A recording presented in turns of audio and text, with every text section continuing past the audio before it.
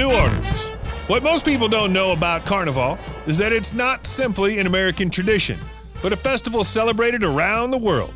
Celebrated, some say, as far back as 4 BC. Now, Mardi Gras, or Fat Tuesday as we locals like to call it, is just one day in a larger celebration where we feast in excess before Lent.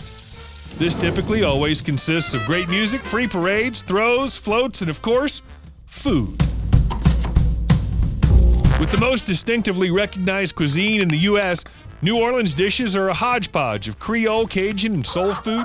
Essentially just take French, Spanish, West African, and Native American-inspired ingredients and throw them all into one big pot. Be sure to try our po' boys, muffaletta, oysters, crawfish, and gumbo, and if you have room for dessert, the king cake. Now, there are many ways to experience what the city of New Orleans has to offer during these celebrations, and although over 1 million visitors will crowd the streets to join in the festivities, thinking it's all about booze, beads, and bare chests, it means something much more to those who have lived here for generations. Often these groups will form crews or social clubs that organize the many floats you'll see during the parades. They put in countless hours to put on a show for you, so make sure to show them you're having a great time. Now, to make your life easier, here are 5 things you should know before you go. Number 1, if you plan on visiting New Orleans during any of our big events, book your plane, train, or hotel way in advance. Everyone and their grandmother are going, so if you don't plan on crashing at one of our many graveyards during your stay, plan ahead. Number 2, the parade crowds are intense, and the schedule is more complicated than the Tokyo subway system. You'll often find yourself unable to get around the city due to roads being closed off, so if you're trying to get around, don't ask a drunk partier.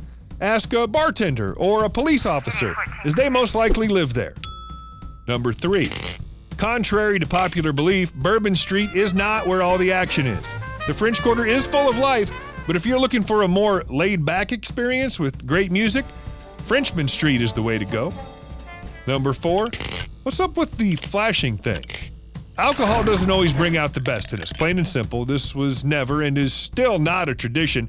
Never feel obligated to do anything you're not comfortable doing. Most locals are happy giving away throws simply for showing your enthusiasm.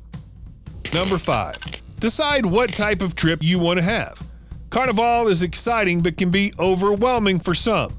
If you're not partying the whole trip, consider visiting some historical sites. Visit the bayou to see some live alligators or take a ghost tour.